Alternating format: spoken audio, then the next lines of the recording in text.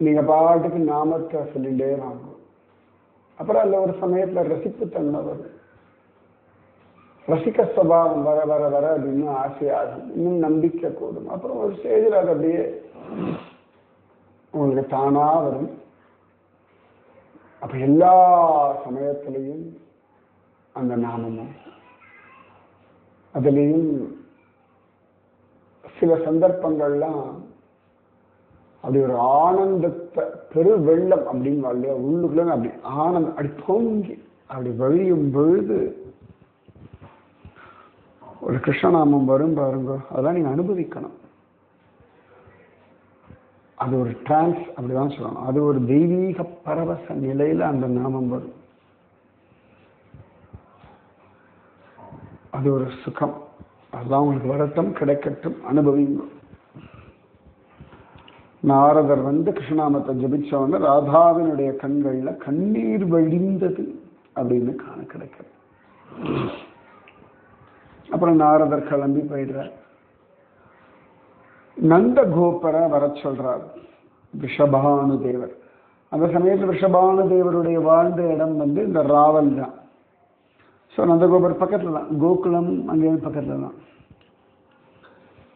நந்தகோபரையும் யசோதாவையும் கட்டாயம் நீங்க குழந்தைய ஆசீர்வாதம் பண்ணணும் அப்படின்னு சொல்றார். இப்ப நந்தகோபரும் யசோதையும் கண்ணனை கூட்டிண்டு வரார்கள். சில இடங்கள்ல கண்ணன் பிறந்து 1 வருஷம் கழிச்சுதான் ராதாராணி அவதரித்தாள் அப்படின்னு. சில இடங்கள்ல 1 மாசம்தான் ஆச்சு. ஏன்னா ராதா கண்ணன் கிருஷ்ணாஷ்டமிக்கும் ராதாஷ்டமிக்கும் 1 மாசம் தான் வித்தியாசம். எப்படி ஸ்ரீராம நவமிக்கும் சீதா நவமிக்கும், அதாவது வயசுல பார்த்தா 6 வயசு வித்தியாசம்னு காண கிடைக்கிறது ராமனுக்கும் சீதைக்கும். நட்சத்திரப்படி பிறந்த தேதிப்படி பார்த்தோம்னா 1 மாசம் அந்த நட்சத்திரம், ஒரு நவமி திதி, சித்திரை நவமி, வைகாசி நவமி. இந்த ராதாராணியை பார்ப்பதற்கு வரார்கள். பெரிய வீடு, தோட்டம் தொடர்பு எப்படி இருக்குமே. அப்ப நந்தகோபர் யசோதை எல்லாம் பேசிட்டு இருக்கா.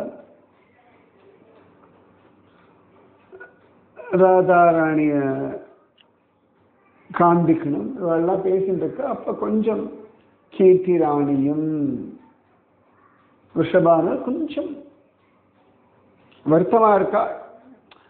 நாரதர் சொல்ற, ஒன்றும் கவலைப்படாதீங்க, குழந்தை நன்னா பார்ப்பாள், நன்னா பேசுவா, பெரிய பாக்கியம், எந்த யோசனையும் பண்ணாம நீங்க பாட்டுக்கிறீங்கன்னு சொல்லிட்டார். அதனால ஒரு தைரியம் இருந்தது அவளுக்கு. அப்ப நந்தகோபர், யசோதா, கீர்த்தி ராணி,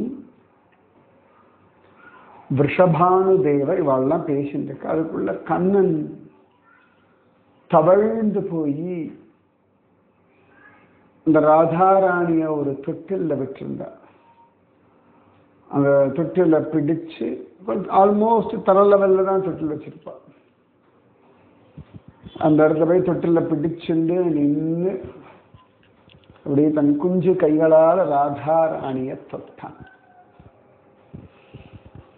ராதாராணிக்கு கண்கள்ல இருந்து கண்ணீர், கண்ணனுடைய தெய்வீக வாசனை, கண்ணனுடைய ஸ்பர்ஷம். அடுத்த க்ஷணம் கண் திறந்துட்டா. ஏன்னா அவளுக்கு இந்த பூலோகத்துல தான் முதல்ல பார்க்கறது கண்ணனாகத்தான் இருக்கணும் அப்படின்னு ஒரு சங்கல்பம்.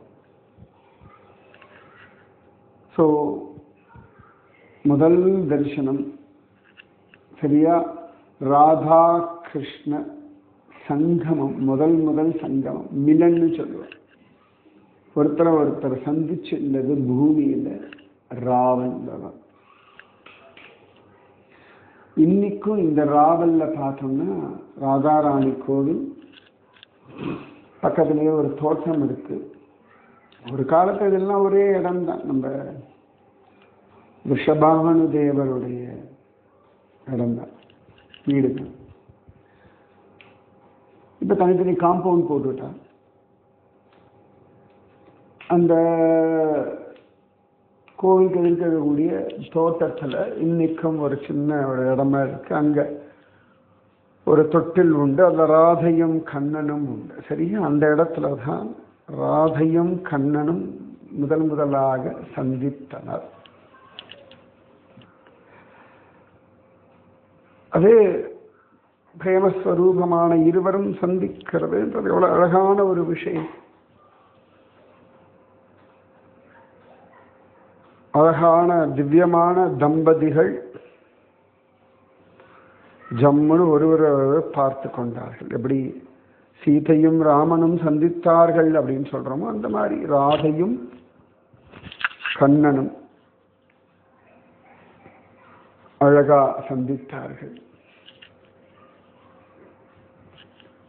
பாக்யம். இந்த இடம் எல்லாமே ராவல்ல போய் பார்த்துடலாம்.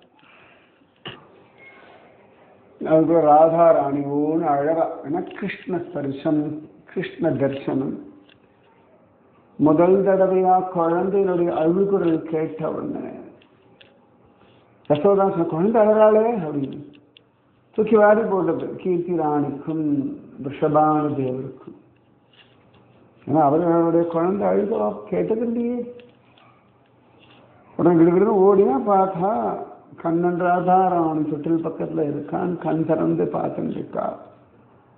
அழகா அழறா. கீர்த்தி ராணிக்கும் ரிஷபானு தேவருக்கும் நாரதர் சொன்னதெல்லாம் ஞாபகம் வந்தது. ஆனந்தத்துல தளச்சார்கள்.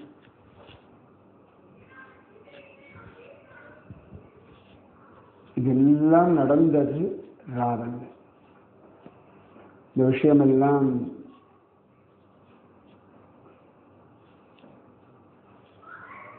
கர்க சம்ஹிதையில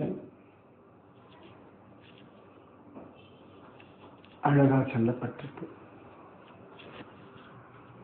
அப்ப அந்த பகுலாஸ்வ ராஜா அவர்கிட்டதான் நாரதர் பேசிட்டு இருக்கார். கேட்டார், இப்படி கோலோக ஈஸ்வரியான ராதாராணி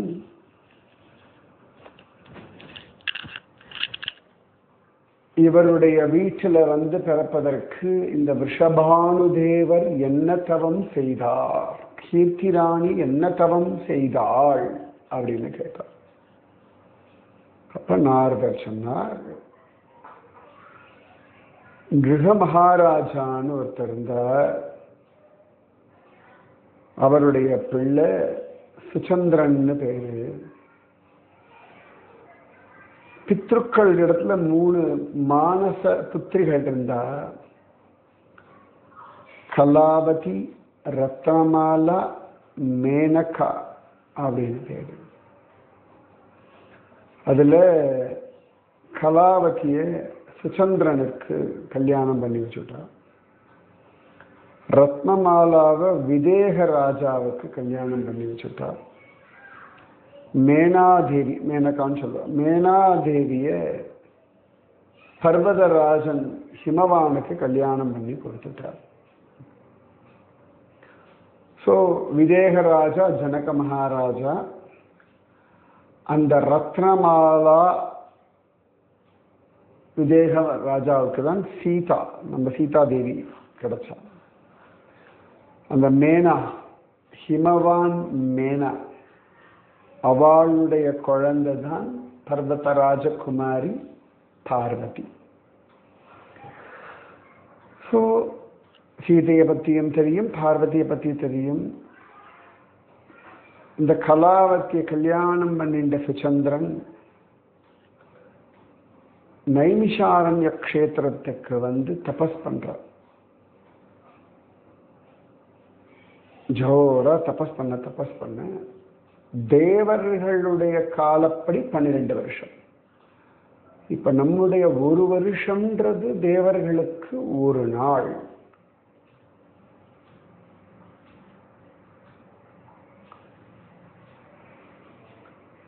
அந்த மாதிரி 365 நாள் தேவர்களுக்கு 1 வருஷம். அதாவது நம்முடைய 365 வருஷங்கள் அப்படின்றது அவர்களுக்கு 1 வருஷம்.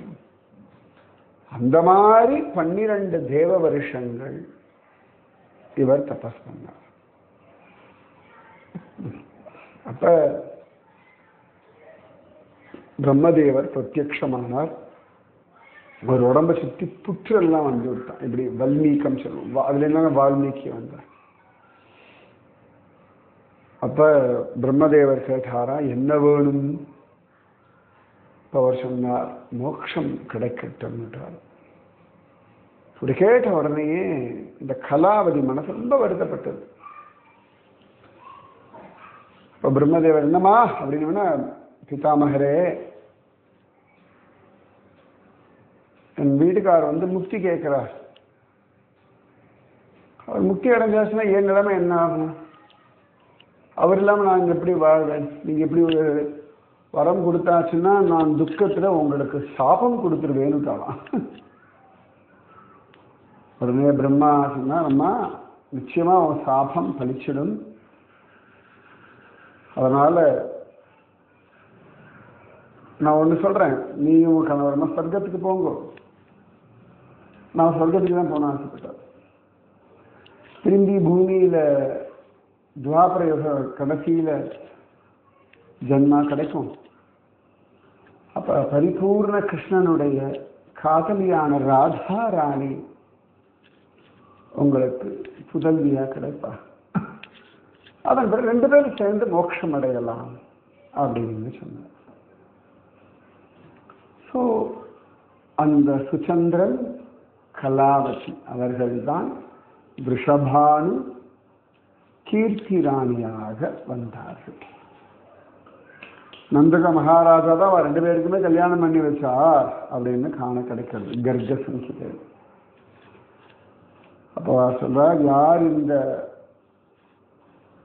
ரிஷபானு கலாவதியினுடைய, ரிஷபானு கீர்த்தி ராணியுடைய பூர்வ ஜென்ம விருத்தாந்தத்தை கேட்கிறார்களோ அவர்கள் எல்லா பாவங்களிலிருந்தும் விடுபடுகிறார்கள், கிருஷ்ண சாயுஜ்யத்தை அடைகிறார்கள் அப்படின்னு கர்க சம்ஹிதையில சொல்றார், நாரதர் சொல்றார். ஸோ இப்படிதான் ரிஷபானு தேவர் கீர்த்தி ராணி. பிரார்த்தனை பண்ணிக்கோங்க, இந்த ராதாராணி அவதாரம் பண்ண ஸ்தலத்துக்கு போனோம். இன்னைக்கும் அந்த தோட்டம் இருக்கு, பகீச்சா, ராதையும் கண்ணனும் முதல் சந்தித்த தோட்டம். அங்க போனா ஒரு ஊஞ்சல், ஒரு தொட்டில் மாதிரி இருக்கும், அது நம்மளே ஆட்டலாம். இந்த கோவில் பின்னாடியே போனோம்னா ஒரு 2 மரங்கள் பின்னி பிணைஞ்சுட்டு இருக்கும். ஒரு மரம் என்ன கனகரையில் இருக்கும், ஆல்மோஸ்ட் டார்க் ப்ரௌன். கூடவே இன்னொரு மரம் வெள்ளை வெளேன்னு இருக்கும். 2 ஒன்னோட ஒன்று அப்படி இறுக்கி அணைச்சுண்டு கிடக்கும். ஸோ இந்த மாதிரி 2 மரங்கள் ஒன்னா சேர்ந்தா அது இந்த இடத்துல நம்ம பொழுது எல்லாருக்கும் அது ராதையும் கண்ணனும் ஸ்வரூபம் அப்படின்னு சொல்லிட்டு நமஸ்காரம் எல்லாம் பண்ணுவார்கள். ஸோ நான் பார்த்துருக்கேன், இந்த வாட்டி கூட போகும்பொழுது கூட எல்லாருக்கும் காட்டினேன். ஸோ ராவல், அந்த ராவல்ல தான் ராதாராணி தவழ்ந்து கொண்டிருக்கும்படியான ஒரு மூர்த்தியும் உண்டு. இந்த விசேஷம் இந்த ராவல் என்னமோ எனக்கு எப்பயுமே தோணும், என்னோட வீட்டுக்கு நான் போறேன் அப்படிதான் தோணும். ஒவ்வொரு கோவிலில் ஒவ்வொரு அனுபவம் உண்டு. ராவல் மட்டும் இது என்னோட வீடு அப்படின்னு சொல்லிட்டு இருக்கேன். ராதா ராணியினுடைய அனுகிரகம் தானே இருந்தான். ஸோ இது ராவல், இந்த இடத்தினுடைய மகாத்மியம். நமக்கு இன்னைக்கு சீதா நவமி, அந்த ராதா விஷயம் கேட்கிற பாக்கியம். ஓகேவா? ராதே கிருஷ்ணா கிருஷ்ணா ராதே, ராதே கிருஷ்ணா கிருஷ்ணா ராதே, ராதே கிருஷ்ணா கிருஷ்ணா ராதே, ராதே கிருஷ்ணா கிருஷ்ணா ராதே. ஜெய் போலோ ராதா ராணி की जय, जय बोलो श्री कृष्ण कन्हैया लाल की जय। जय बोलो वृंदावन धाम की जय। जय बोलो यमुना मैया की जय। जय बोलो गोवर्धन गिरिराज की जय। जय बोलो महात्मा वृषभानुदेवर की जय। जय बोलो भाग्यवती कीर्तिदा देवी की जय। राधे कृष्णा।